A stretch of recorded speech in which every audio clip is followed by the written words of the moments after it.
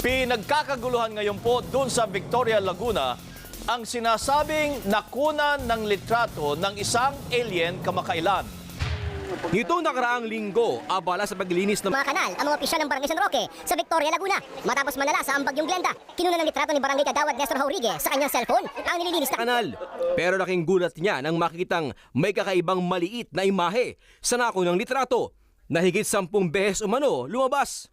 Napansin ko parang may alien na nakikita doon sa picture. May isa doon sa kanto.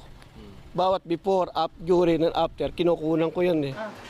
Bagamat nagulat, hindi naman naalarma ang mga barangay official. May mga anggulo talagang totoo yan eh.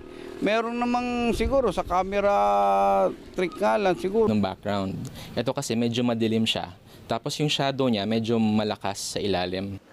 Isa pang posibilidad ay mga applications na ginagamit para mag-superimpose o magpatong. Pulse with the fans.